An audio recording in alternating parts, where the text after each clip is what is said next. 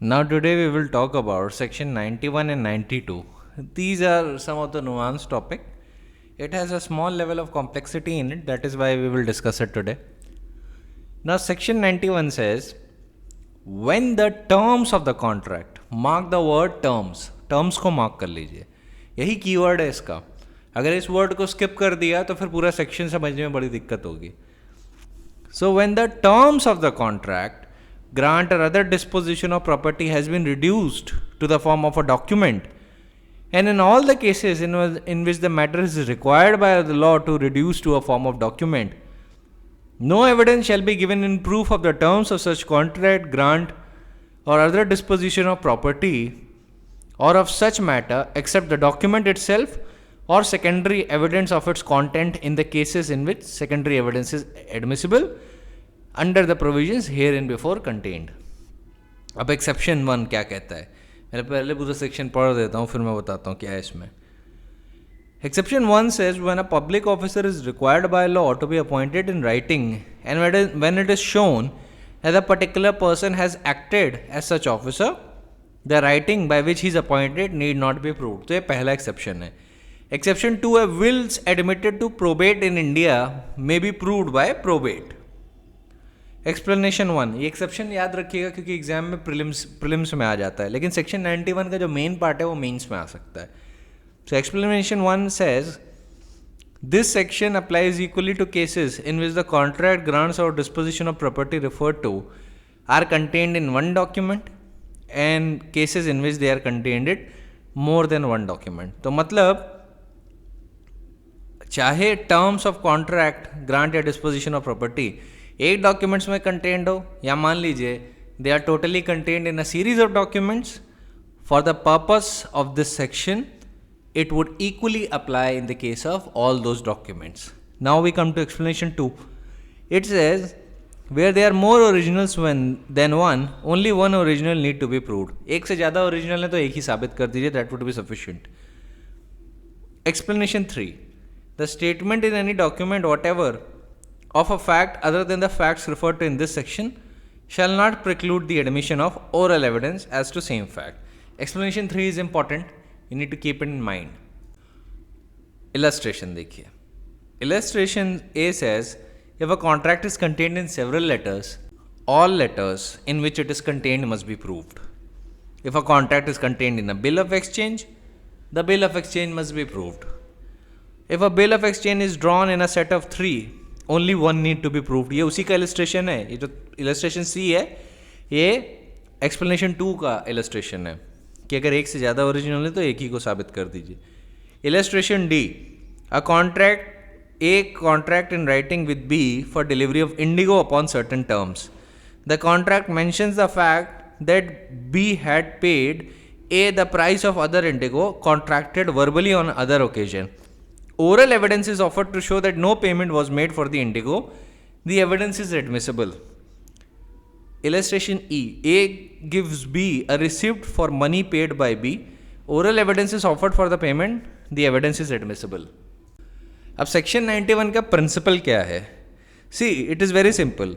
When a transaction has been reduced to writing, either by the agreement of the parties or by the requirement of law, the writing would become the exclusive memorial thereof, and no evidence shall be given to prove the transaction except by the document itself or by the secondary evidence of its contents.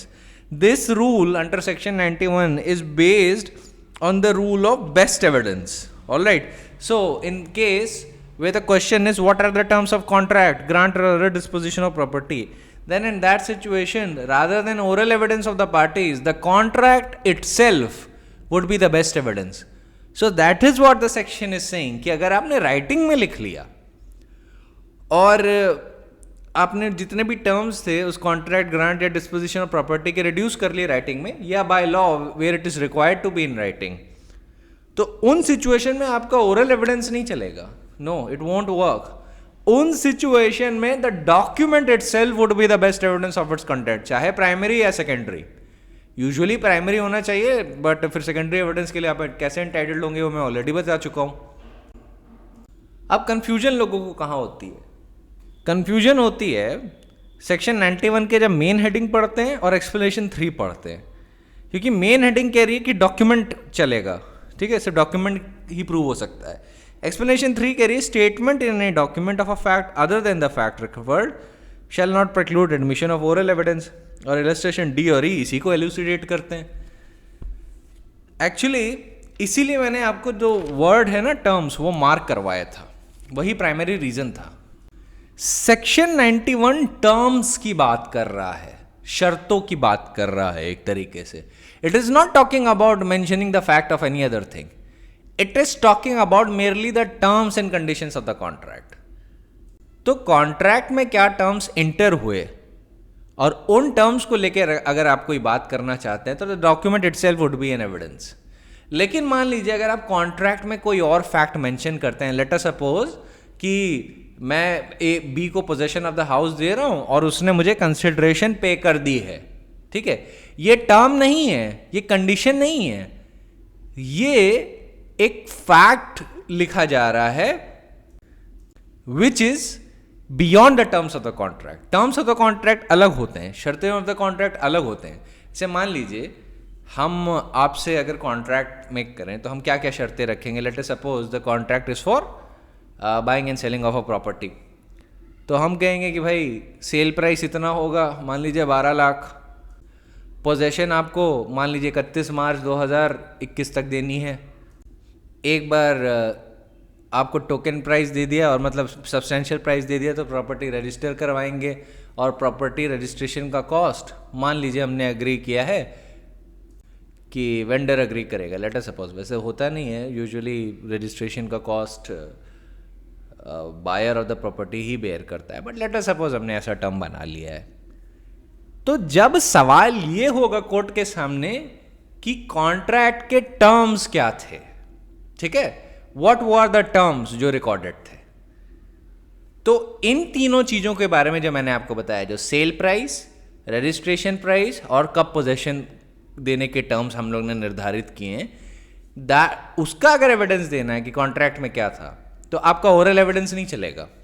वहां पे the contract itself would be the best evidence of it's contents. लेकिन मान लीजिए अगर मैं contract में लिख दूं कि क्या कहते हैं, सेल प्राइस का 50% इन्होंने मुझे दे दिया है और मैंने दिया नहीं था, ये मान लीजिए सिर्फ एक कन्वीनियंस के लिए ये टर्म रिकॉर्ड किया गया है, तो ऐसी सिचुएशन में that is not a term of contract, वो शर्त नहीं है कॉन्ट्रैक्ट की। शर्त देखिए मैं लूजली यूज कर रहा हूं, उसको लीगल सेंस में मत लीजिएगा, सिर्फ समझाने के पर्पस के लिए यूज कर रहा हूं। तो in a very puritan sense, when you have recorded in the contract that I have paid, let us suppose, a part of the purchase price to you, let us suppose 50%, that is a fact, that is not a term of the contract. तब explanation 3 आ जाती है, वो कहती है statement in any document of a fact other than the fact referred to in this section shall not preclude admission of oral evidence of the same fact.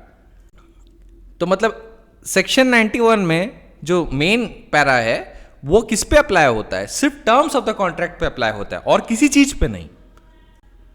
तो हमारे example के लिए कि जब उसमें रिकॉर्ड किया गया कि I have paid a part of the consideration, a part of the purchase money, then that would be a fact that has been reduced to writing, and then the main heading of section 91 will not apply it because that is not the term of the contract. वो शर्त नहीं है contract की, ठीक है।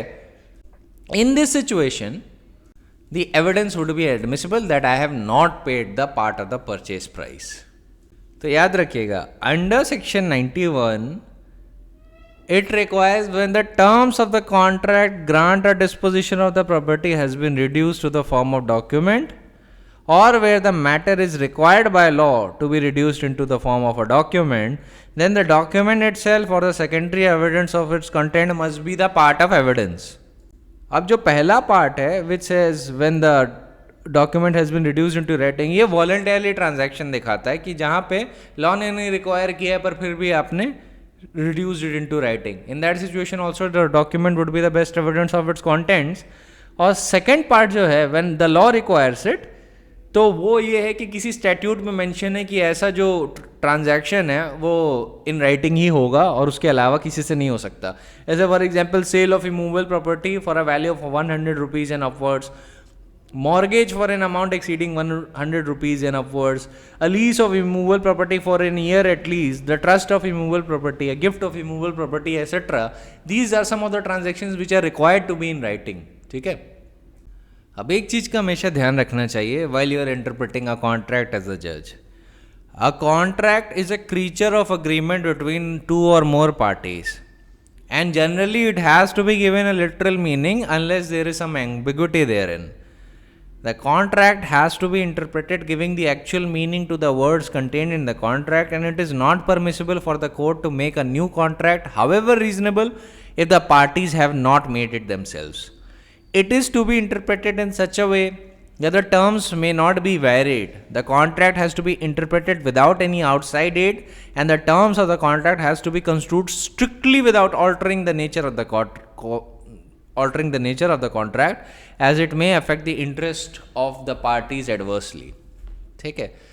तो एक बात तो ध्यान रखिए, जनरल रूल है for the interpretation of contract. देखिए, जब भी आप कॉन्ट्रैक्ट, ग्रांट या डिस्पोजिशन या किसी भी डॉक्यूमेंट का कंस्ट्रक्शन कर रहे होते हैं, so there are some rules of interpretation that you should keep in mind.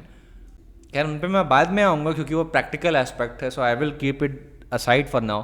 और अभी के लिए उतना ही ध्यान रखिए कि as a general rule documents को लिटरली कंस्ट्रक्ट किया जाता है, एंड उनको उनकी एक्चुअल और नेचुरल मीनिंग दी जाती है. कॉन्ट्रैक्ट के टर्म्स को उनकी एक्चुअल और नेचुरल मीनिंग दी जाती है, and it is not open to the court to vary the terms of the contract, चाहे उसे जितना भी रीजनेबल लगे. अगर पार्टी ने खुद वो कॉन्ट्रैक्ट नहीं बनाया, and the court will not venture in to the domain for making the contract between the two parties, और मेकिंग अ कॉन्ट्रैक्ट और interpreting it such a way that was not intended by the other party.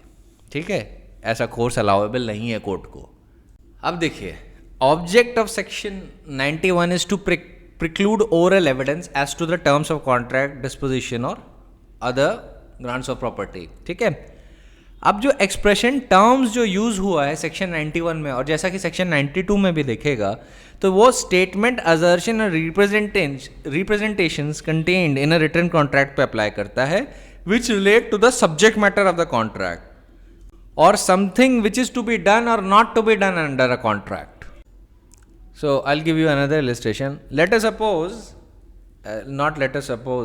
that is the position of law, that a waqf can be created orally under Muslim law. All right, that is allowable.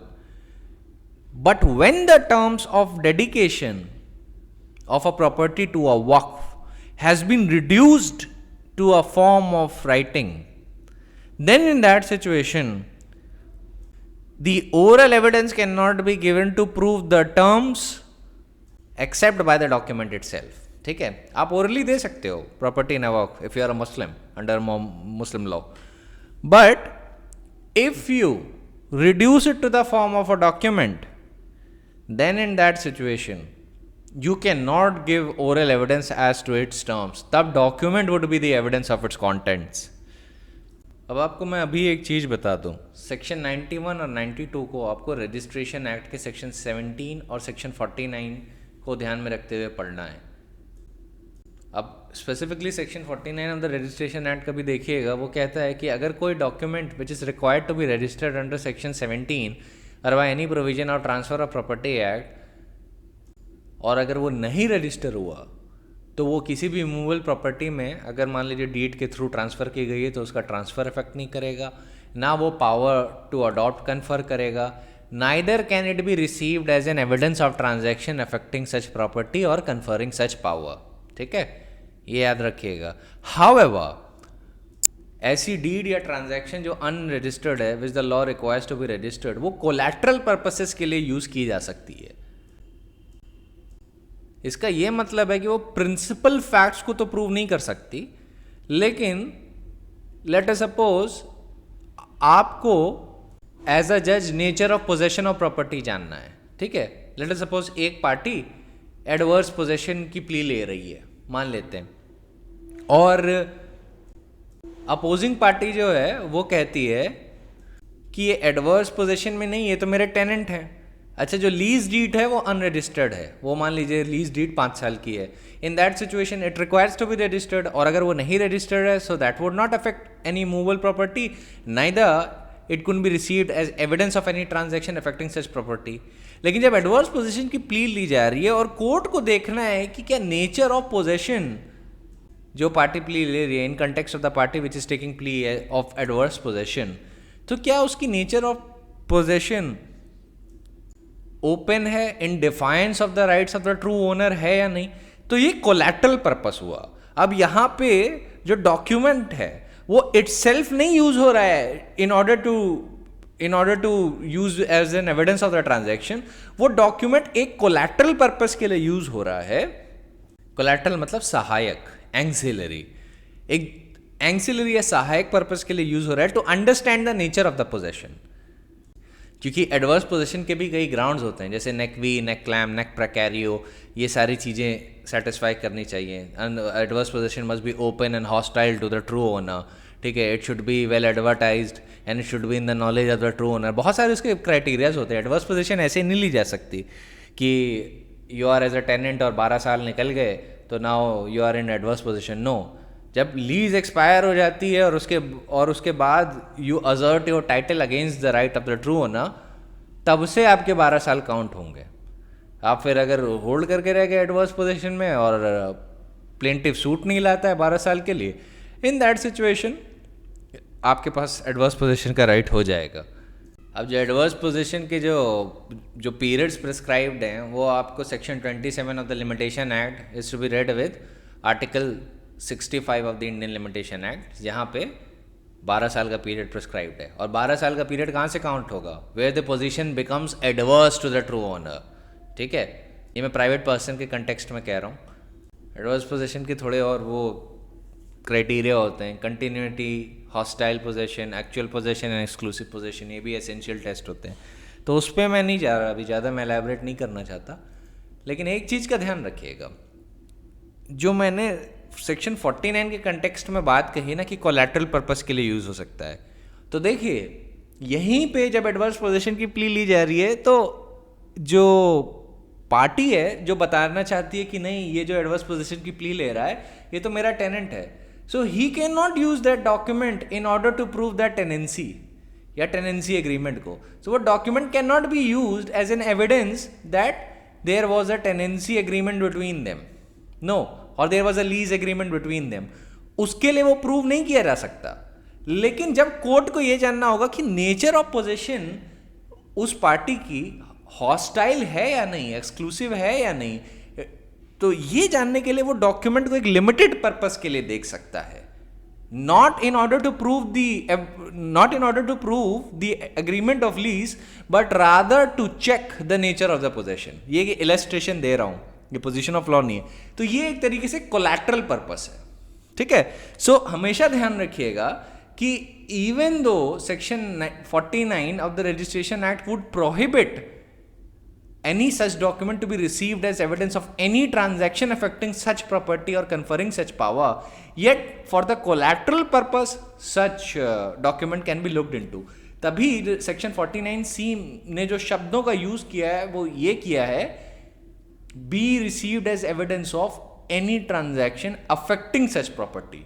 तो lease transaction property को affect नहीं कर रहा, वो तो आप उसे क्या कहते हैं, अगर रजिस्ट्रेशन नहीं किया तो वो लीज नहीं माना जाएगा। मतलब कोर्ट, वो जो पार्टी उसको एविडेंस में लीड कर रही है, it can not use that document in order to prove a lease. However, if the court wants to decide that whether the possession of the party taking the plea of adverse possession was hostile to the true owner and from day one it was with the intention of exclusive possession and then there are other parameters of adverse possession, तो वो जानने के लिए वो document एक limited collateral purpose के लिए court चाहे तो देख सकता है, ठीक है। So understand that there is a difference between collateral thing and all that. उस पर हम आएंगे जब हम लोग सीपीसी पे ज़्यादा बात करेंगे, और सीपीसी के कंटेक्स्ट में, और जब रजिस्ट्रेशन एक्ट भी करवानी है, जब सीपीसी लिमिटेशन और रजिस्ट्रेशन उसके कंटेक्स्ट में करेंगे तो ज़्यादा समझेंगे। पर अभी के लिए इतना ध्यान रखिए कि yes, a document can be looked for collateral purpose, ठीक है, even if it is not registered, ठीक है।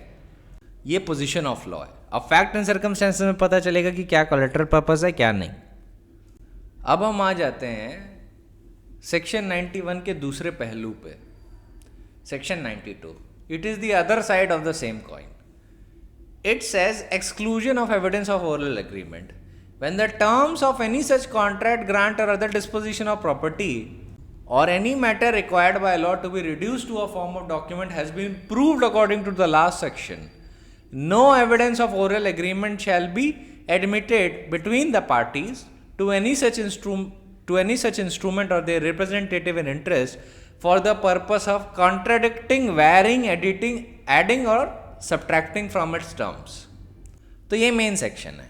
अब ये कह रहा है कि when the terms of the contract आपने सेक्शन 91 के हिसाब से साबित कर दिए, तब आप ओरल एग्रीमेंट से उसको आप वेरी नहीं कर सकते, ऐड नहीं कर सकते या सब्ट्रैक्ट नहीं कर सकते. तो फिर ये नहीं क्या कहते हैं कि कोर्ट ये नहीं फिर अलाउ करेगा कि आप कोर्ट में आए और ये बोलें कि ये जो टर्म्स ऑफ द कॉन्ट्रैक्ट जो हमने राइटिंग में रिड्यूस किए हैं और साइन किए हैं, ये हमने बाद में ओरल एग्रीमेंट से वेरी कर दिए थे या नलीफाई कर दिए थे या हमने उसमें कोई और टर्म्स ऐड किए थे.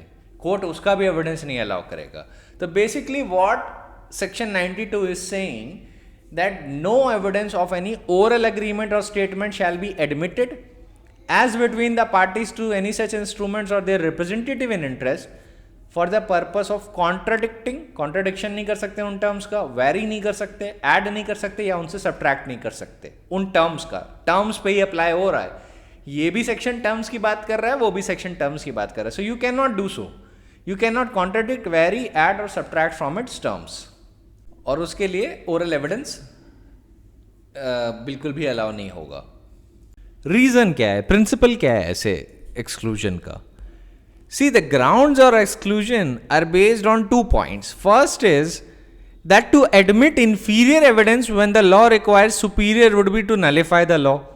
जब पार्टी ने खुद ही क्या कहते हैं एक सुपीरियर एविडेंस डॉक्यूमेंट्री फॉर्म में रिकॉर्ड कर लिया है या लॉ रिक्वायर्स करता है आप उसे डॉक्यूमेंट्री फॉर्म में रखिए, तो rather than using the document आप अगर ओरल एविडेंस उसे कॉन्ट्राडिक्ट करवा रहे हैं या उसे नलिफाई करवा रहे हैं, देन दैट वुड, तो वो सेक्शन 91 और 92 दोनों नेगेटरी हो जाएंगे. ठीक है.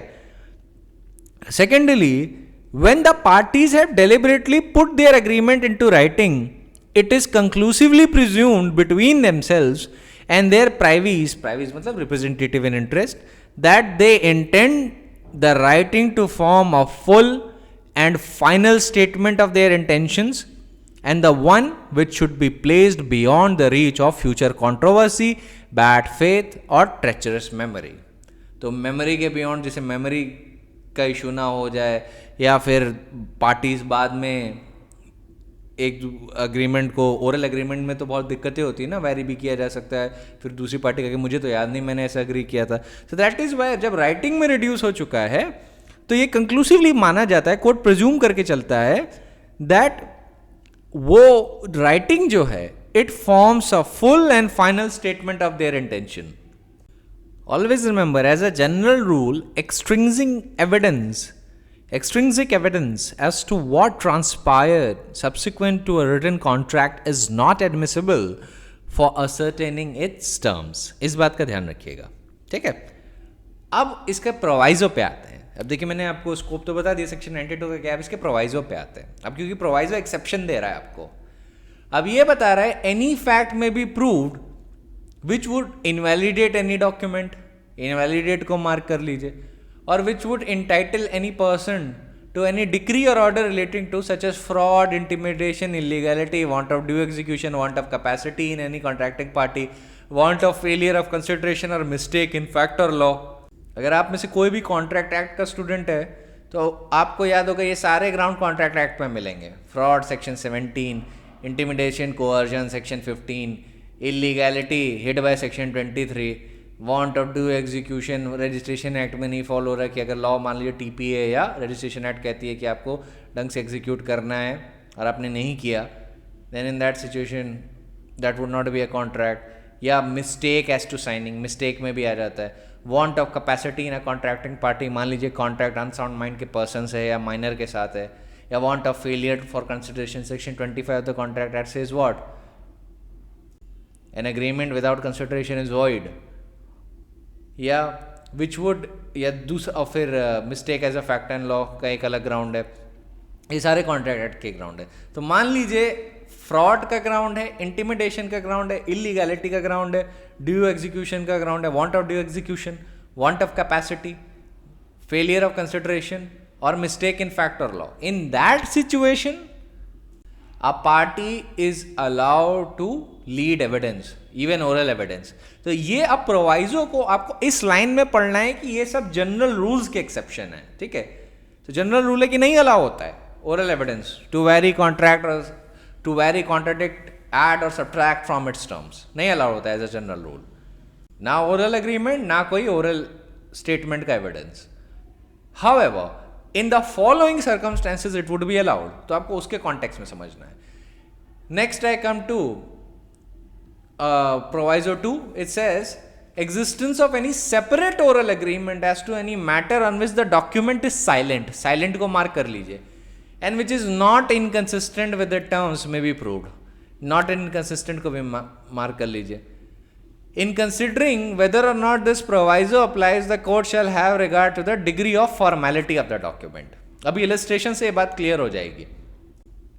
अब देखिए सेपरेट ओरल एग्रीमेंट को कब प्रूव किया जा सकता है? तब जब वो एक ऐसे मैटर से डील कर रहा हो on which the document is silent and which is not inconsistent with the terms of the contract in question. ठीक है, मान लीजिए एक मेन कॉन्ट्रैक्ट है, एक पार्टी एलेज करती है कि इसके बाद हमारा एक ओरल एग्रीमेंट भी हुआ था, वो बताते हैं। तो वो जो जिस ओरल एग्रीमेंट को अगर आप वो साबित करना चाहते हैं, प्रोवाइजो 2 में लाना चाहते हैं, तो आपको पहला चीज ये साबित करना होगा कि वो उस मैटर से डील कर रहा है on which the main document which is in question inside the court, on that part it is silent, और वो उसके टर्म से इनकंसिस्टेंट नहीं है। ये दोनों ही कंडीशन एग्जिस्ट करनी चाहिए। It should not be inconsistent with the terms, तब आप उस सेपरेट ओरल एग्रीमेंट को प्रूव कर सकते हैं। ठीक है, हो सकता है कि आपने एक एक्स्ट्रा बात को एग्री किया हो रिटन कॉन्ट्रैक्ट के बाद, जो हालांकि रिटन कॉन्ट्रैक्ट का पार्ट तो नहीं बना, लेकिन it is annexed to the same transaction, वो एक सेम ट्रांजैक्शन की ही चेन में चल रहा है।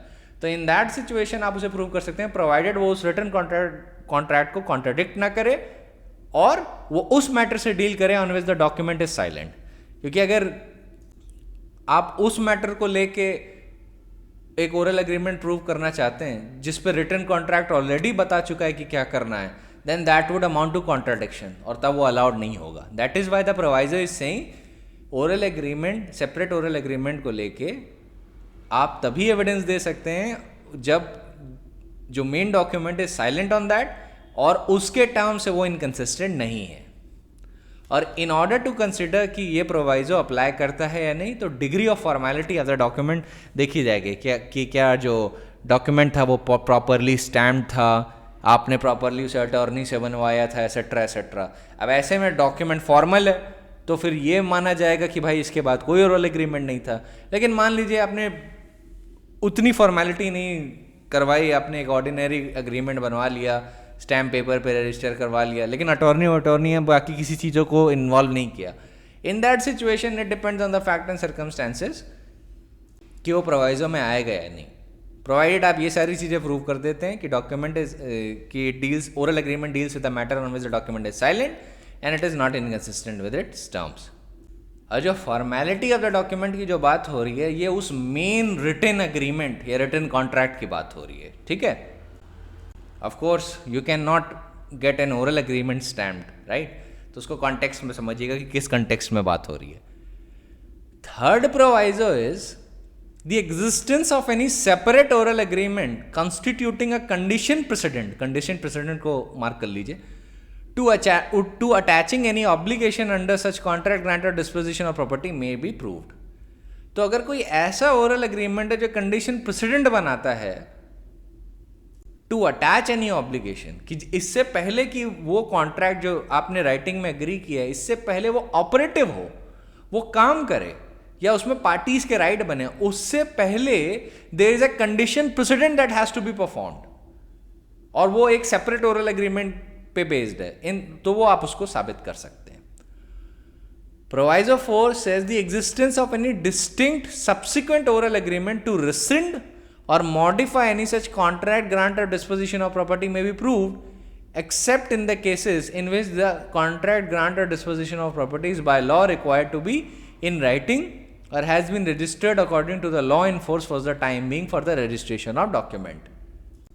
अब आपको ये प्रोवाइजो बड़ा अजीब लग रहा होगा कि अरे ये कैसे, अभी तो इतना रिगर लगा रहे थे, अब एकदम से प्रोवाइजो 4 में अलाउ कर दिया गया कि ओरल एग्रीमेंट्स या रेसेंट या मॉडिफाई कर सकते हैं. देखिए यहाँ पे रेसेंशन और मॉडिफिकेशन की बात की गई है और ये एक्चुअली क्या कर रहा है, ये स्पेसिफिक रिलीफ एक्ट की बात कर रहा है. अगर आप स्पेसिफिक रिलीफ एक्ट का सेक्शन 18 देखेंगे जो बताता है non enforcement except with variation, वो कहता है कि where a plaintiff seek specific performance of a contract in writing to which a defendant sets up a variation, plaintiff cannot claim the performance sought except with the variation so set up. अगर fraud, mistake of fact या misrepresentation है या the object of the parties was to produce a certain legal result which the contract as framed is not calculated to produce, या parties have subsequently to the execution of contract varied its terms. तो ये तो modification वाले part में चला गया.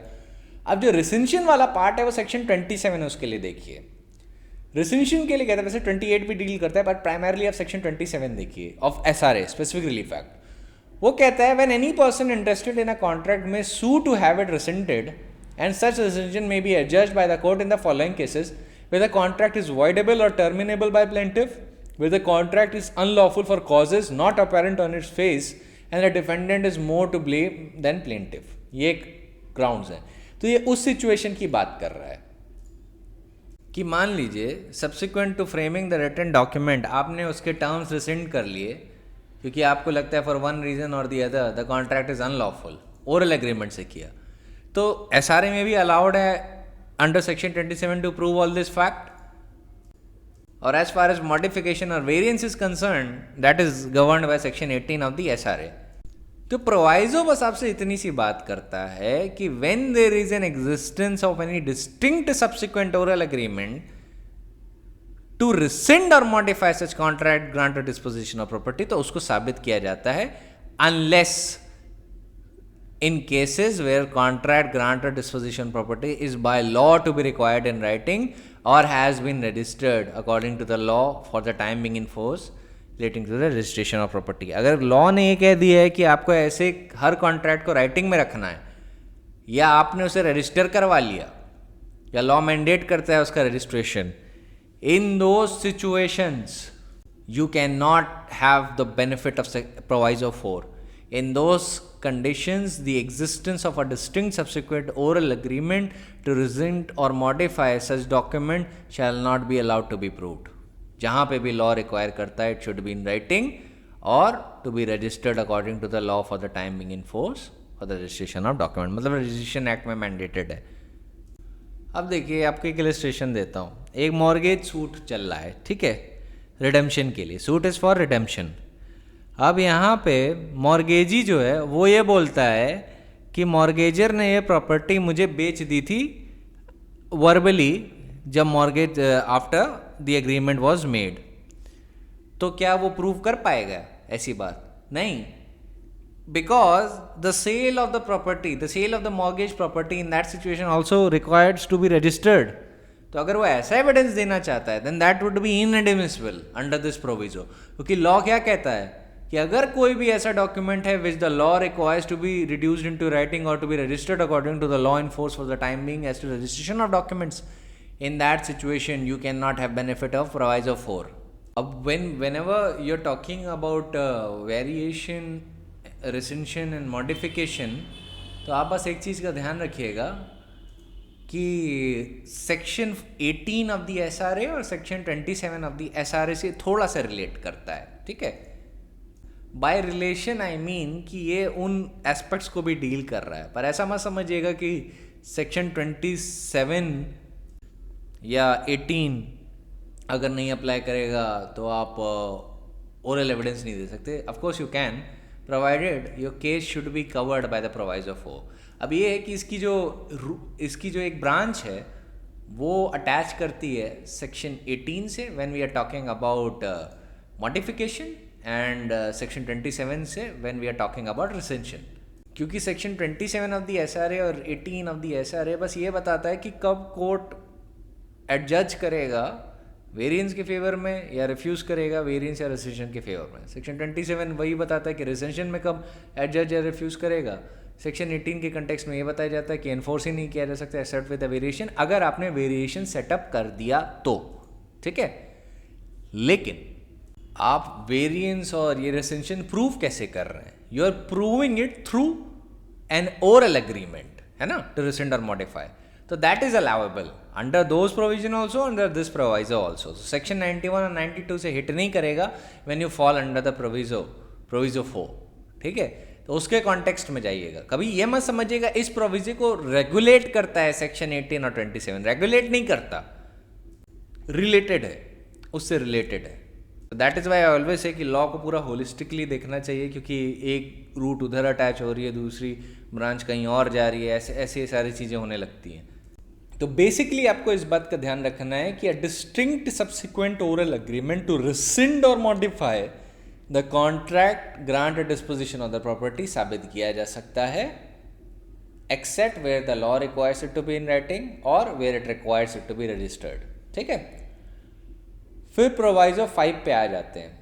Any usage और custom by which incidents not expressly mentioned in contract are usually annexed to the contracts of that description may be approved provided annexing of such incident would not be repugnant to or inconsistent with the express term of the contract.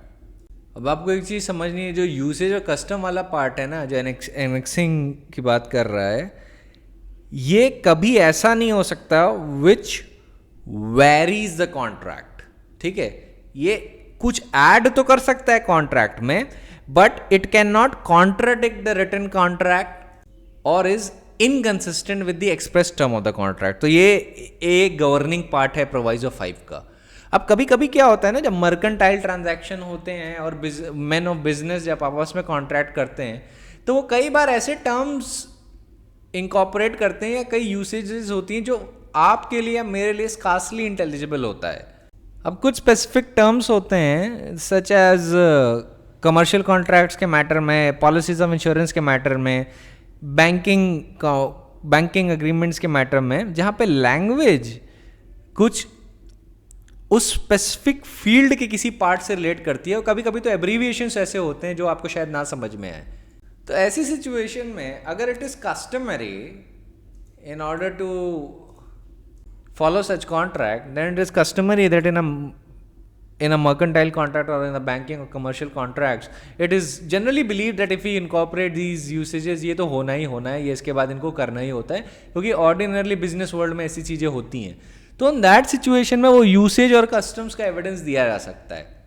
अब जैसे कि एक custom हम लोग खुद का ही बना लेते हैं, लेट अस अज्यूम कि आपके और मेरे बीच, let us suppose there is a transaction कि मैं आपको 500 टन्स ऑफ आयरन आपको सोल्ड करना है, एंड हमारी कमर्शियल फील्ड में एक कस्टम है कि हम वो जितनी डिलीवरी करेंगे आयरन की, वो एक साथ नहीं करेंगे, वो पार्ट्स में करेंगे, ठीक है। This is a usage in custom, late us suppose, बना लेते हैं, अज्यूम कर लेते हैं, क्योंकि ऐसे अगर कोई आपको रियल कस्टम की जानकारी देने लगा तो फिर आपके लिए कॉम्प्लेक्स हो जाएगा। तो ऐसे ही सिंपली अज्यूम करिए। अब उसमें मैं एक कॉन्ट्रैक्ट में एक टर्म मान लीजिए एंटर कर देता हूँ, उसको लिख देता हूँ T1। T1 का मतलब है कि एक वक्त पे आपको एक ही डिलीवरी मिलेगी 100 टन्स की, फिर उसके अगले मंथ आपको 100 टन्स, फिर उसके अगले मंथ आपको 100 टन, और ऐसे जब 5 मंथ पूरे हो जाएंगे तो 500 टन्स पूरा हो जाएगा आयरन का। तो अब T1 आप देख रहे हैं, अब आपको समझ में नहीं आ रहा, यू आर अ जज कि ये T1 क्या है। तो अब T1 के को लेके आप एविडेंस दे सकते हैं कि okay the contract was meant to be executed in this way. और साथ ही साथ ऐसा भी मान लीजिए इस आयरन सेलिंग बिजनेस में एक और भी कस्टम है कि व्हेनेवर आप एक सर्टेन क्वांटिटी ऑफ आयरन मंगाते हैं तो इट इज़ यूजुअली एक्सपेक्टेड और एक कस्टमरी है कि उसके साथ मैं आपको एक्स्ट्रा 50 टन्स देता हूँ, मतलब इट इज़ यूजुअली कस्टमरी। ऐसा कि नहीं होता कि सब्जी वालों से धनिया और हरी मिर्च लोगों को फ्री में मिल जाती है लगभग ऑल द टाइम। सो एक तरीके से वो कस्टम एंड यूसेज है उस ट्रेड का। वैसे ही मान लीजिए आयरन में भी, आयरन सेलिंग के बिजनेस में भी, कमर्शियल कॉन्ट्रैक्ट्स में ऐसा कस्टमर यूसेज है। तो मान लीजिए अगर ऐसा कस्टमर यूसेज है अलॉन्ग विद दिस, तो that can be allowed to be proved, ठीक है, उसको आप प्रूव कर सकते हैं. That would not amount to addition to the contract, जैसा कि मेन क्लॉज प्रोहिबिट करता है, but you are just saying कि it in customary modes of business और in the matters of that commercial transactions, incidents which are not expressly mentioned in the contract are usually annexed to the contract of that description. और ये मान के चला जाता है कि ये सारी चीज़ें होंगी. तो ठीक है, तो एक कमर्शियल वर्ल्ड से ज़्यादा रिलेट करता है. जैसे मान लीजिए बैंकिंग फील्ड है या पॉलिसीज ऑफ इंश्योरेंस है, तो वहाँ के हर ट्रेड में और हर कमर्शियल प्रैक्टिस में अपने कुछ कस्टम और यूसेज होते हैं. तो ये उन्हीं को लेके प्रोवाइजो बनाया गया है. ठीक है, बस प्रोवाइजो का ध्यान रखिएगा. प्रोवाइजो 5 का प्रोवाइजो क्या कहता है? That annexing of such incident would not be repugnant to और inconsistent with the express terms of the contract. Contract के मेन टर्म्स को प्रोहिबिट नहीं करना चाहिए उसे, या कॉन्ट्राडिक्ट नहीं करना चाहिए. ठीक है. Then we come to proviso 6. Any fact may be proved which shows what manner of the language or document is related to existing fact. Now this proviso has been inserted in order to, allow the admissibility of extrinsic evidence in order to aid the construction of the document in cases in which is necessary to find out that how the document relates to the existing fact.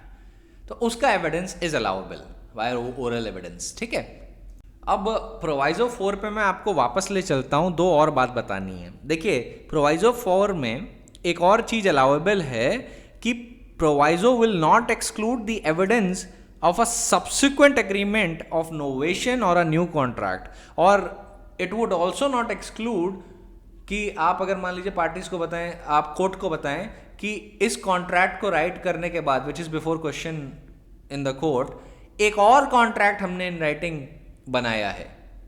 सो उसका भी evidence आप दे सकते हैं. However, अगर आपका जो पहला contract था विच इज़ फॉर्मल, मान लीजिए स्टैम्प डॉक्यूमेंट पे है और it has been prepared by attorney, वो फॉर्मल इन नेचर है, तो ध्यान रखिएगा, in order to defeat such formal document, even in the case of proviso 4, आपको वैसे ही उतनी ही कैपेसिटी का फॉर्मल डॉक्यूमेंट प्रोड्यूस करना होगा. ठीक है. So remember, if you want to destabilize the earlier written contract which has been prepared through formal means by a subsequent written contract, and or you want to allege, you want to aver before court that there was a subsequent oral contract which has been reduced into writing, then know this, that in order for that to have any value before court, that should also have the same degree of formality. उसी degree of formality उसकी भी होनी चाहिए, even in the case of proviso 4. Now let us refer to some of the illustration. अब illustration ये कहता है, policy of insurance is affected on goods in ship from Calcutta to London. The goods are shipped in a particular ship which is lost. The fact that the particular ship was orally excepted from the policy can not be proved. क्यों? Basically जब agreement इस बात का है, policy of insurance इस बात की है कि शिप्स जितनी भी शिप्स कैलकाटा से लंदन जा रही हैं, दे आर इंश्योर्ड. और फिर जब वो शिप डूब गई, now you want to give an evidence कि नहीं, वो शिप पॉलिसी ऑफ इंश्योरेंस में कवर्ड नहीं थी, तब ऐसा ओरल एविडेंस नहीं प्रूव करवाया जा सकता कोर्ट में. कोर्ट एडमिट ही नहीं करेगा उसे. ये सेक्शन 92 के मेन सेक्शन का इलस्ट्रेशन है. फिर आ जाते हैं इलस्ट्रेशन बी पे. A agrees absolutely in writing to pay B rupees 1000 on 1st March 1873. The fact that at the same time an oral agreement was made that money should not be paid till 31st March cannot be proved. ये भी main section का illustration है. क्यों? Because the terms are being contradicted by subsequent oral agreement. That is why it cannot be allowed to be proved. फिर illustration C. An estate called Rampur Tea Estate is sold by a deed which contains a map of the property sold.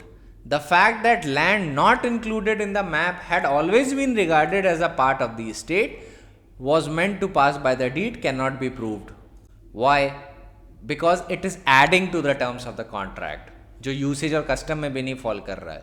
कि क्या यहाँ पे add हो रहा है? Rampur T state की बात की गई है, ठीक है, और उसमें मैप भी है प्रॉपर्टी का कि भाई ये मैप है, यही सेल किया जाएगा. अब मान लीजिए ये बोला जाता है कोर्ट में कि नहीं, एक लैंड और है जो मैप में नहीं इंक्लूडेड है but that was always regarded as a part of the property, और वो भी डीड से आना था। अब आप इसको साबित नहीं कर सकते because what are you trying to do, you are adding to the terms of contract, that is not allowable. Then we come to illustration D.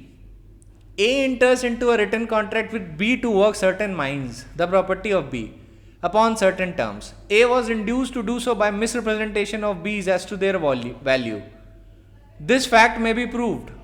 अब ये प्रोवाइजो 1 का इलस्ट्रेशन है। अब प्रोवाइजो 1 में क्या, fraud, intimidation, execution, want of failure, mistake, fact in law etcetera, या कोई भी ऐसा फैक्ट प्रूव हो सकता है which would invalidate any document. तो misrepresentation is also a ground which would invalidate the document और the contract. In that case D is an illustration to proviso 1। वैसे ही illustration E, A institutes a suit against B for specific performance of the contract and also praise that the contract may be reformed as to one of its provisions, as that provision was inserted in it by mistake. A may prove such a mistake. Proviso 1 का illustration है। फिर illustration F, A orders goods of B by a letter in which nothing is said about the time of payment and accepts the good on delivery. B sues A for price. A may show that the goods were supplied on credit for a term still unexpired. तो अब ये प्रोवाइजर strictly speaking उन matter से deal कर रहा है जिस पे डॉक्यूमेंट साइलेंट है, क्योंकि अगर डॉक्यूमेंट में प्राइस नहीं मेंशन है या नहीं मेंशन है कि क्रेडिट पे दिया जाना है या नहीं जाना है, सो ऐसा अज्यूम किया जा सकता है कि the goods were supplied on credit. अब उसके लिए एविडेंस अलाउबल है और ये प्रूव किया जा सकता है कि अभी जो गुड्स मुझे सोल्ड हुए थे वो क्रेडिट पे हुए थे, और अभी भी जो क्रेडिट का जो पीरियड मुझे अलाउ किया गया, late us suppose 6 months, 3 months या 1 year, वो अभी भी एक्सपायर नहीं किया है। वैसे इलस्ट्रेशन जी है, वो कहता है A sells B a horse and verbally warrants him sound, मतलब वारंटी उसे एक वर्बल वारंटी देता है। A gives B a paper in these words, और जिसमें लिखा होता है bought of A horse of ₹500। B may prove verbal warranty. अभी फॉर्मल नहीं है, अब इसमें आप वर्बल वारंटी प्रूव कर सकते हैं, लेकिन इलस्ट्रेशन एच देखिएगा, अब यहाँ पे फॉर्मेलिटी इंट्रोड्यूस की जाती है। A hires lodgings of B and gives B a card on which it is written rooms ₹200 a month. A may prove the verbal agreement that these terms were to include partial board. A hires lodging for B for a year and on a regularly stamped agreement drawn up by an attorney and is made between them. It is silent on the subject of the board. A may not prove that the board was included in the term verbally. अब ये किसका illustration है? ये भी illustration proviso 2 के last part से relate करता है कि degree of the formality of the document आपको कंस्ट्रू करना होता है। सो इलस्ट्रेशन एच जो है वो भी उसी बात से डील कर रहा है कि what is the degree of the formality of the document. जब अटर्नी उसे रेगुलरली स्टैम्प एग्रीमेंट बना रहा है, उसका स्टैम्प पेपर पे ड्रॉ कर रहा है, तो इन दैट सिचुएशन ये माना जाता है कि सारी फॉर्मेलिटीज इनकॉर्पोरेट की जा रही हैं। तो अगर पार्शियल बोर्ड इंक्लूड होना होता तो वो उसी एग्रीमेंट में लिख दिया जाता, पर नहीं लिखा गया है। It means it was not intended by the parties to be included. ठीक है, वहीं इलस्ट्रेशन एच का जो फॉर्मर पार्ट है, शुरुआत वाला पार्ट है, वहाँ पे क्या लिखा है, एक सिर्फ कार्ड लिखा था जिसमें लिखा था रूम्स ₹200 a month। अब ये इनफॉर्मल डॉक्यूमेंट है, तो ऐसे में वर्बल एग्रीमेंट अगर पार्टीज के बीच में है कि टर्म्स के अंदर ये भी था कि पार्शियल बोर्ड भी इंक्लूडेड होना चाहिए, तो फिर वो साबित किया जा सकता है, but not in the case of the latter part of the illustration H, जहाँ पे रेगुलरली स्टैम्प्ड एग्रीमेंट हो रहा है, क्योंकि वहाँ पे बड़ा फॉर्मली सारी चीज़ें हो रही हैं। तो अगर फॉर्मली सारी चीज़ें हो रही हैं और उसमें कोई टर्म इंक्लूड होना होता तो हो जाता, और अगर नहीं इंक्लूडेड है तो मतलब ओमिशन डेलिबरेट है। ठीक है, then I come to illustration I, it says A applies to B for a डेब्ट due to A by sending a receipt for the money. B keeps the receipt and does not send the money. In suit for the amount A may prove this. अब ये proviso 3 का illustration है जहाँ पे the condition president for having the receipt is what, कि आपने पैसा पे किया हो, लेकिन इस सिचुएशन में जो पैसा पे नहीं किया गया था इलस्ट्रेशन आई के केस में, the money was not paid. Receipt की वैल्यू कब होती है, when the money has been paid. तो इलस्ट्रेशन आई वही बात कह रहा है कि अगर उस रिसिप्ट को लेके जो कि एग्रीमेंट है, तो उस सिचुएशन में there is a condition precedent to the attaching the obligation under that contract, grant or disposition of property. तो ऐसे में यहाँ पे कंडीशन प्रेसिडेंट इस इलस्ट्रेशन में क्या हुई, द पेमेंट ऑफ मनी। तो अगर उस रिसिप्ट के परसुएंस में मनी नहीं पे हुआ है So in that case, the party is allowed to lead evidence and even oral evidence to show that the money has not been paid. क्योंकि अक्सर वो जो इस इलस्ट्रेशन में ए ने जो रिसिप्ट दी थी बी को, वो किस लिए दी थी? वो इसलिए दी थी कि भाई आप मनी वहाँ से ट्रांसफ़र कर देना। पर बी ने क्या किया, रिसिप्ट रख ली ये बताने के लिए कि देखिए मैंने तो पेमेंट कर दिया था। तो ऐसी सिचुएशन में रिसिप्ट के अंदर ऑब्लिगेशन अटैच होने से पहले कंडीशन प्रेसिडेंट थी the payment of money and that money was not paid. In that situation it is allowed to give extrinsic evidence in order to prove that the money has not been paid. ठीक है, फिर वहाँ पे ये नहीं कहा जा सकता कि देखिए रिसिप्ट दे दी गई है, देन द एग्रीमेंट में जो ऑब्लिगेशन अटैच होता है वही होता है कि रिसिप्ट अगर दे दी गई it means the money has been paid. The answer would be no. वैसे ही इलस्ट्रेशन जे पे आ जाते हैं, वो कहता है A and B make a contract in writing to take effect upon happening of a certain contingency. The writing is left with B who sues A upon it. A may show the circumstances under which it was delivered. So basically this illustration is an illustration of Proviso 6. तो basically बेरेट की तो reading हो गई। अब मैं आपको main points बताता हूँ जो सेक्शन 91 और 92 में। एक चीज़ आप हमेशा याद रखिएगा कि ओरल एविडेंस ऑफ इंटेंशन नहीं दिया जा सकता। अगर रिटन डॉक्यूमेंट को कंस्ट्रू करना है, you need to determine the intention of the parties, then you can not do so by oral evidence. Party आके ये नहीं बोल सकती कि मेरा इंटेंशन तो ये था या मेरा इंटेंशन क्या था। The evidence of intention has to be gathered from the conduct of the party, the surrounding circumstances and the document itself. ठीक है, not by oral evidence. ये बालकिशन वर्सेस लीज में प्राइवी काउंसिल ने सबसे पहले हेल्ड किया था कि oral evidence of intention is not admissible and that has been continuing the law of the land. अभी भी सुप्रीम कोर्ट में यही पोजीशन है, oral evidence of intention is not receivable. Always remember, when it is said that a court should look into all the circumstances to find the author's intention, it is only for the purpose of finding out whether the words apply accurately to existing facts.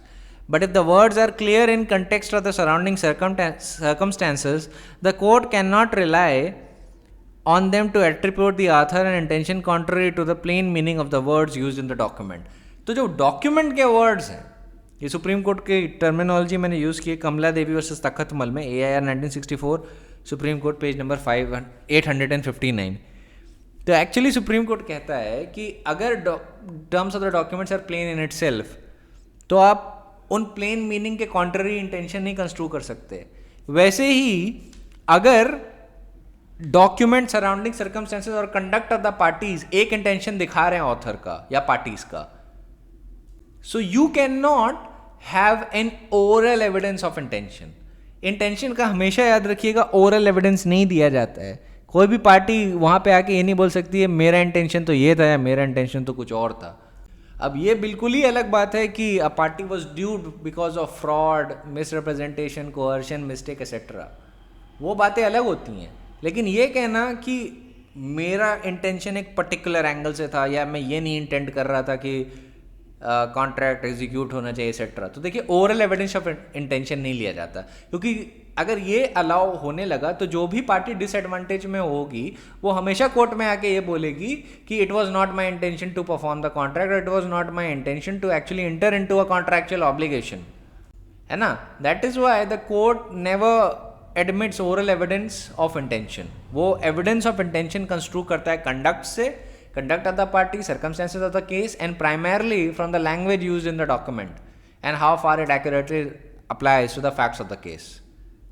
अब मैं आपको दो चीज़ें बताता हूँ। Exam के purpose के लिए आपको सेक्शन 91 और 92 की बेयर एक्ट ध्यान रखनी है और दो केसेस का खूब ध्यान रखना है। प्रिंसिपल तो मैंने एक एक लाइन में आपको समझा दिए, लेकिन दो केसेस का आपको ध्यान रखना है प्राइमरली, रूप कुमार वर्सेस मोहन थेडानी और ईश्वर दास जैन वर्सेस सोहन लाल। और एक और केस है वैसे, गंगाबाई वर्सेस छाबूबाई। वैसे अगर उसे ना भी मेंशन करें तो चलेगा, लेकिन रूप कुमार वर्सेस मोहन थेडानी और ईश्वर दास जैन वर्सेस सोहन लाल को मेंशन करना ज़रूरी है। तो पहले मैं रूप कुमार वर्सेस मोहन थेडानी से डील करता हूँ, जिसने सेक्शन 91 और 92 का स्कोप डिटरमाइन किया था। सुप्रीम कोर्ट ने इस केस में बोला कि section 91 relates to evidence of the terms of contract, grant और other disposition of the property reduce to the form of document. This section merely forbids proving the contents of a writing otherwise than by writing itself. It is covered by ordinary rule of law of evidence applicable not merely to Solomon writings of the sort named out, but also to the others known sometimes as the best evidence rule. तो basically बात ये कहना चाह रहे हैं कि ये जो रूल है बेस्ट एविडेंस रूल पे एस्टैब्लिश है. It is in reality declaring a doctrine of substantive law, namely in case of a written contract, that all proceedings and contemporaneous oral expression of a thing are merged in writing or displaced by it. अब supreme court ये बोल रहा है कि जो section 91 है, it is not merely a rule of evidence but it is a rule of substantive law. You should keep it in mind. It does not exclude certain data because they are for the one or another reason untrustworthy or undesirable means of evidencing the fact to be proved.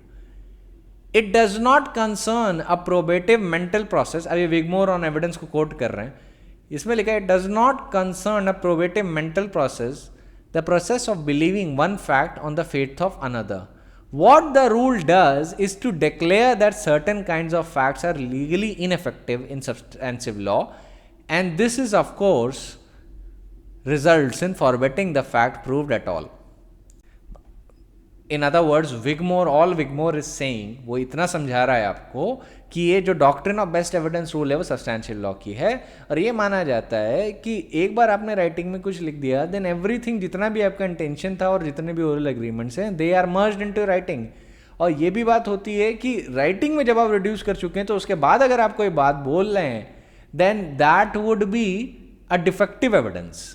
ठीक है, if at all it varies और contradicts the written agreement. अब supreme Court बताता है कि हर Jurel act मतलब हर legal act में 4 element होते हैं. पहला, द इनैक्शन और क्रिएशन ऑफ द एक्ट. दूसरा, इंटीग्रेशन और embodiment in a single memorial when desired.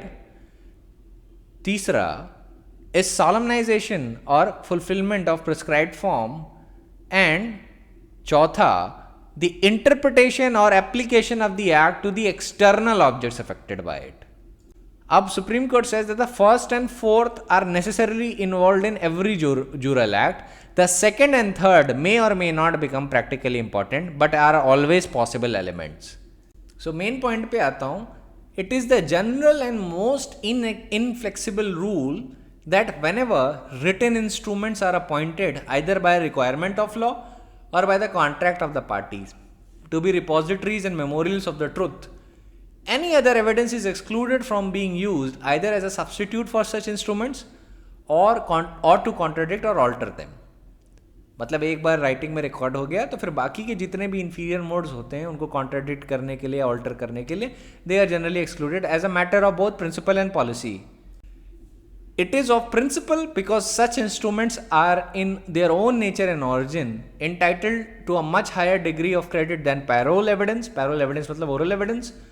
And it is the policy because it would attend with great mischief if those instruments upon which men's right depended were liable to be impeached by loose collateral evidence. अब supreme court section 92 गौर करता है. Section 92 कहता है the legislature has prevented oral evidence being adduced for the purpose of varying the contract as between the parties to the contract, and no such limitations are imposed under section 91. Having regard to the jural position of section 91 and 92 and deliberation omission from section 91 of such words of limitation, it must be taken note of that even a third party, if he wants to establish a particular contract between certain others, either when such contract has been reduced in a document or where under the law for such contract has to be in writing, can only prove such contract by the reproduction of such writing. तो अगर तीसरी party भी किसी contract को साबित करना चाहती है between either of the two parties, तो वो भी ओरल एविडेंस से नहीं कर सकती, वो भी सिर्फ उसी कॉन्ट्रैक्ट से प्रूव कर सकती है which has been reduced into writing. That is what the supreme court is saying. Now going further, supreme court says section 91 and 92 apply only when the document on the face of it contains or appears to contain all the terms of the contract. Section 91 is concerned solely with the mode of proof of a document, which limitation, improved by section 92, relates only to the parties of the document. If after the document has been produced to prove its terms under section 91, provision of section 92 come into operation for the purpose of excluding evidence of any oral agreement or statement for the purpose of contradicting, varying, adding or subtracting from its terms. Now section 91 and 92 in effect supplement each other. Section 91 would be inoperative without the aid of section 92, and similarly section 92 would be inoperative without the aid of section 91. Then Supreme Court says the two sections are, however, differ in some material particulars. Section 91 applies to all documents whether they purport to dispose of rights or not, whereas section 92 applies to the document which can be described as dispositive. Section 91 applies to the document which are both bilateral and unilateral, unlike section 92 which has the application which is confined only to bilateral documents. ये prelims में आपको पूछा जा सकता है section 91 और 92 के context से कि सेक्शन इनमें से कौन सा सेक्शन बायलैटरल डॉक्यूमेंट्स पे ही अप्लाई करता है और इसमें से कौन सा section applies both on unilateral और इन बायलैटरल डॉक्यूमेंट. तो 91 का स्कोप ज़्यादा वाइडर है, ध्यान रखिएगा. It applies both on bilateral and unilateral documents, while section 92 applies only to bilateral documents. याद रखिएगा, section 91 and 92 both are based on the best evidence rule. Similarly, the grounds of exclusion of extrinsic evidence are excluded to admit inferior. पहला point यही मैं आपको बता भी चुका हूं. To admit inferior evidence when law requires superior would be to nullify the law. And secondly, when parties have deliberately put their agreement into writing, it is conclusively presumed between themselves and their privies that they intend the writing to form full and final statement of their intentions, and one which should be placed beyond the reach of future controversy, bad faith or treacherous memory. वैसे ही in the case of Srimati Gangabai versus Srimati Chhabubai, and also in the case of Ishwar Das Jain versus Sohan Lal, it was held that under section 92 it is permissible for the party to a deed to contend that the deed was not intended to be acted upon, but it was only a sham document. The bar arises only when the document is relied upon and its terms are sought to be varied and contradicted. Oral evidence is admissible to show that the document executed was never intended to operate as an agreement, but that some or the other agreement altogether not recorded in the document was entered into between the party.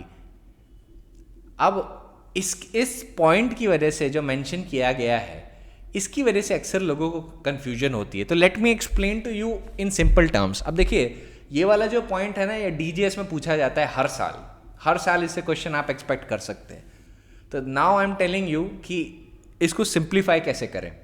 देखिए, एक बात का ध्यान रखिए, supreme court कह रहा है कि सेक्शन 92 का बार कि आप ऐड नहीं कर सकते, कॉन्ट्राडिक्ट नहीं कर सकते, वैरी नहीं कर सकते, सब्ट्रैक्ट नहीं कर सकते, एसेट्रा, वो तभी अप्लाई करेगा जब आप एक तरफ कहें कि मैं डॉक्यूमेंट पे रिलाई भी कर रहा हूं, डॉक्यूमेंट के टर्म्स को भी मान रहा हूं, और फिर दूसरी तरफ आप कहें कि नहीं नहीं नहीं, ये जो इसमें जो टर्म है जो मेरे फेवर में नहीं है, ये टर्म गलत है क्योंकि उसको लेके हमने एक ओरल एग्रीमेंट किया या इसको लेके हमने इसको हटा दिया, एसेट्रा.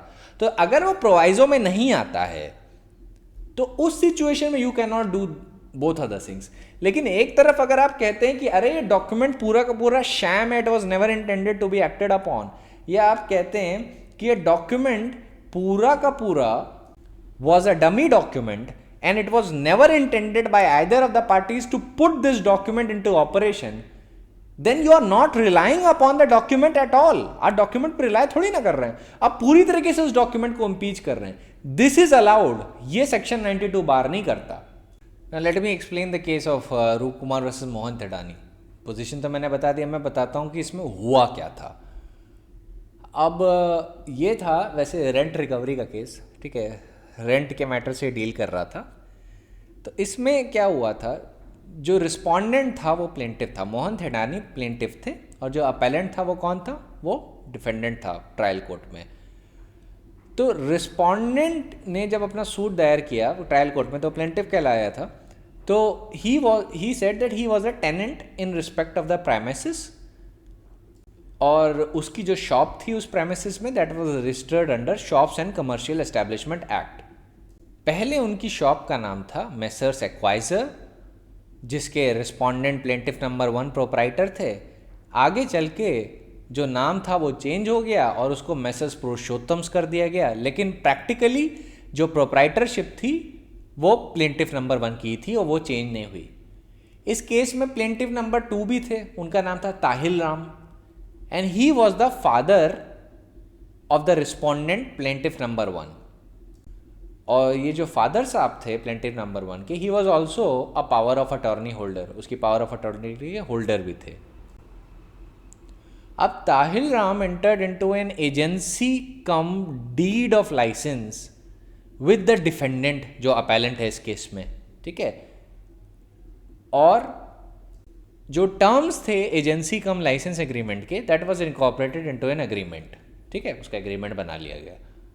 पहले जो डिफेंडेंट था, अपेलेंट डिफेंडेंट जो था, वो अपना एक बिजनेस टेलर्स और ड्रेपर्स का करते थे प्रहलाद मार्केट में।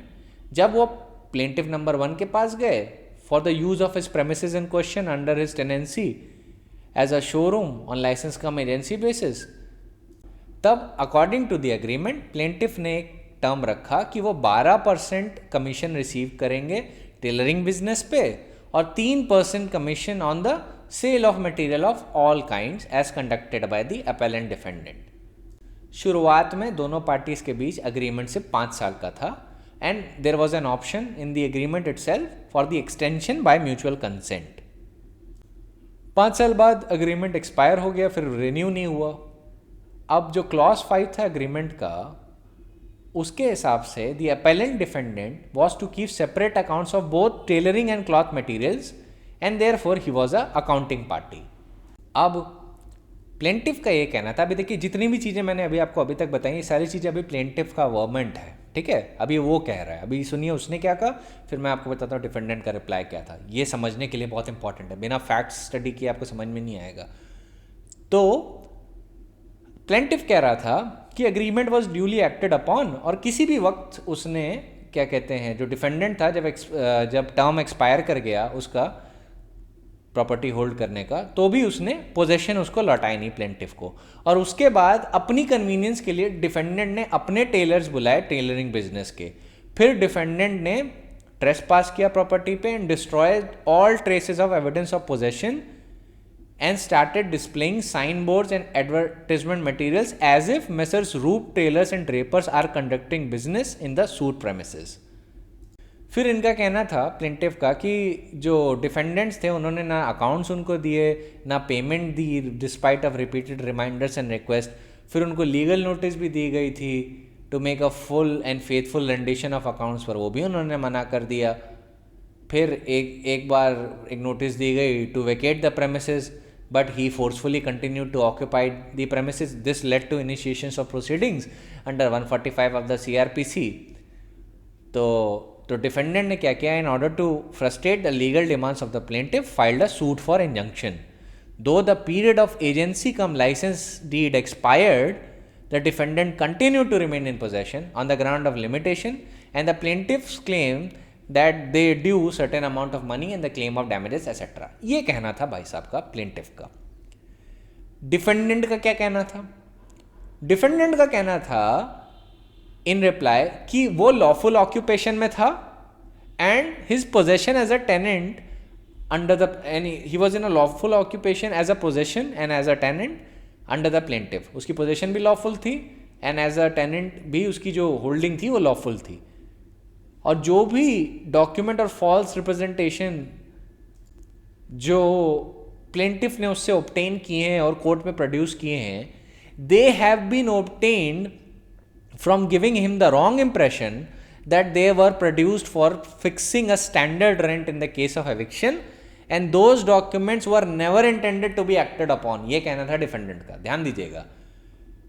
डिफेंडेंट ने रिप्लाई में बोला कि जो भी डॉक्यूमेंट जो प्लेंटिफ ने मुझसे लिए हैं, they were never intended to be acted upon, उन पे कभी काम ही नहीं होना था।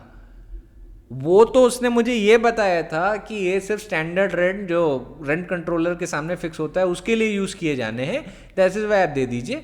तो उसने दे दिए, but that was not meant to be an agreement और that was nothing something which was meant to be acted upon. फिर defendant also in reply said that the purported agreement was not to be acted upon and was a sham document, and there was no agreement relating to commission, and therefore the question of rendition of accounts did not arise at all. Further, the defendant stated that he was made a victim through a spirit of good faith, and to help the plaintiffs he had signed some documents which were not intended to be acted upon but have been maliciously relied upon to his disadvantage. There was no relationship between them as a principal and agent, as the plaintiff is averring, and a suit of injunction has been filed and the same is pending the adjudication. फिर कुछ additional pleas भी ली थी उसने. अब इस case में क्या हुआ था, जो ट्रायल कोर्ट जो था उसने प्लेंटिफ के फेवर में, जो रिस्पोंडेंट था उसके फेवर में जजमेंट दिया. अब हाई कोर्ट ने बोला कि ट्रायल कोर्ट के कंक्लूजन तो एकदम सही है पर ट्रायल कोर्ट की रीजनिंग गलत थी. हाई कोर्ट ने कहा कि जो डॉक्यूमेंट है वो शैम नहीं है, दोनों पार्टीज ने म्यूचुअली अग्री किया था उस डॉक्यूमेंट को लेके, and it was intended to be acted upon. जो डिफेंडेंट है उसने वॉलंटरली उस पर साइन किया था. ये हाई कोर्ट का रीजनिंग था after looking at the material on record. अब सुप्रीम कोर्ट ने पोजीशन ऑफ लॉ बताई, ठीक है.